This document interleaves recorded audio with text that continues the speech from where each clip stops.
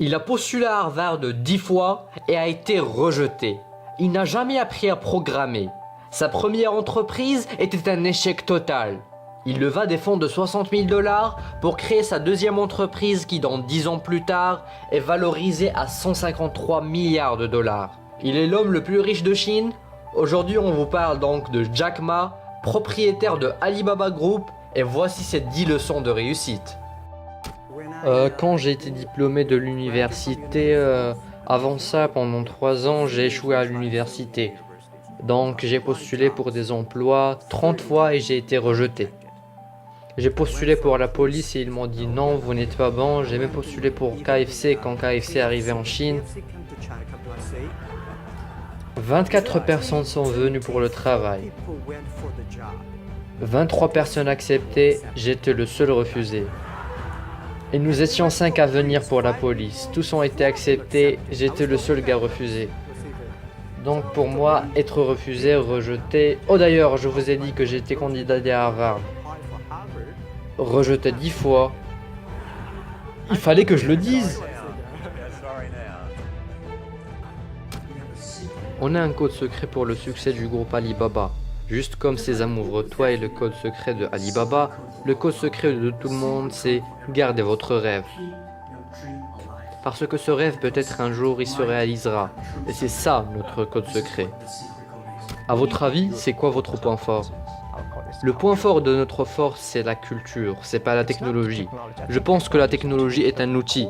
Le point fort de notre société, c'est qu'on a une croissance constante de 18 à 20 000 employés jeunes. Et on se focalise énormément sur la valeur, la mission, et que tout le monde travaille pour aider les autres, non pas pour gagner l'argent seulement.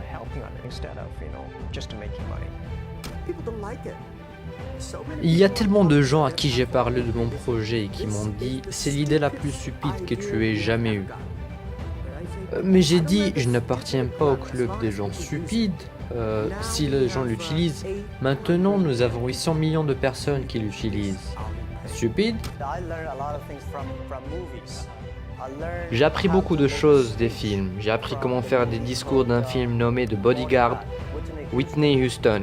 Quand elle chante la chanson, je me suis dit, c'est ça la façon avec laquelle tu dois faire un discours. Et à l'époque, je ne savais pas faire des discours, puisque je ne suis pas un acteur.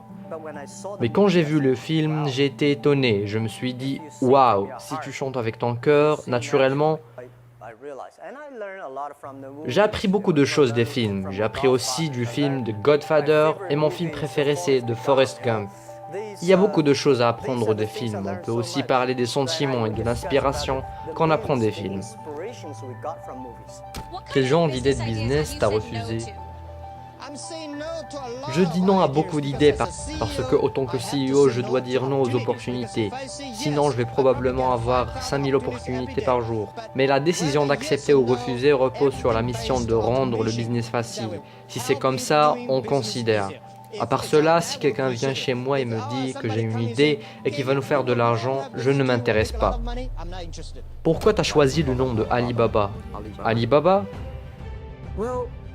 Quand j'ai commencé, j'ai pensé que Internet est une chose mondiale, donc on doit choisir un nom mondial pour la société. Un nom intéressant. Pendant ce temps, Yahoo était le meilleur nom. J'avais pensé longtemps et soudainement. J'ai cru que Alibaba était un bon nom. Par coïncidence, j'étais pendant ce temps à San Francisco et je mangeais. Et une serveuse est venue et je lui ai demandé « Connais-tu quelque chose sur Alibaba ?» Elle a dit oui. Et je lui ai dit « Tu connais quoi sur Alibaba ?» Elle a dit « Sésame ouvre-toi. » Bien. Puis, je suis parti à la rue et je demandais de 10 à 20 personnes. Et ils savaient tous qui était Alibaba, et les 40 voleurs, et Sésame ouvre-toi. Et je me suis dit que c'est un bon nom. Et c'est aussi un bon nom qui commence par A. Et quoi que vous cherchez, le nom de Alibaba sera au sommet. On a une croyance différente de celle qu'il y a à Wall Street. On a le client numéro 1, l'employé numéro 2, et puis l'actionnaire en 3. Le client numéro 1, l'employé 2, et puis l'actionnaire numéro 3. Oui encore. C'est comme la religion pour moi, c'est le client qui paye l'argent, et c'est les employés qui innovent. Mais l'actionnaire sont ceux qui souvent disent « on était actionnaire depuis le début », mais quand les crises arrivent, ils t'abandonnent direct. Mais le client reste, et l'employé reste.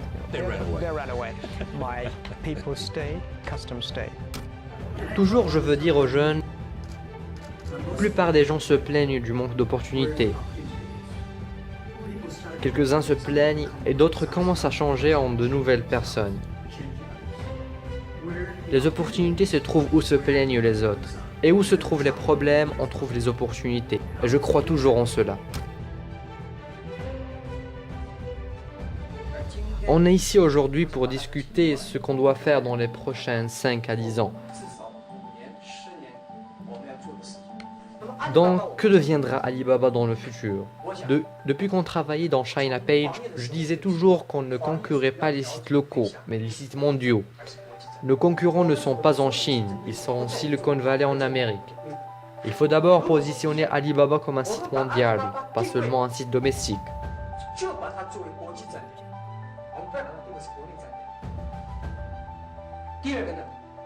Deuxièmement, on doit apprendre l'esprit de travail dur de la Silicon Valley. Si on part travailler à 8 heures et on revient à 17 heures, elle ne sera pas une high-tech et Alibaba ne réussira jamais. Si on a la mentalité du travail de 8 à 17 heures, il faudrait mieux qu'on parte faire quelque chose d'autre. Les Américains sont forts en travail dur et l'organisation, mais dans les informations et la programmation, les cerveaux chinois sont du même niveau. Tous nos cerveaux sont aussi bons que les siens, et c'est pour cela qu'on ose les concurrencer.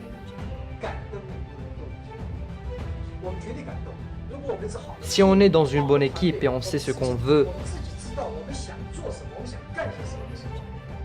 un de nous peut défaire 10 d'eux.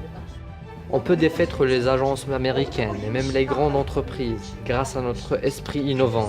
À part cela, quelle différence entre nous et eux? Tout le monde connaît que Internet est une bulle qui continue à gonfler de plus en plus. Mais quand elle va exploser? Les actions de Yahoo vont descendre, ceux d'eBay vont monter. Et peut-être, après eBay, les actions de Alibaba vont monter. Donc ne vous inquiétez pas. Le rêve d'Internet ne va pas exploser. On devra payer un prix douloureux dans les prochains 3 à 5 ans. C'est la seule possibilité pour réussir.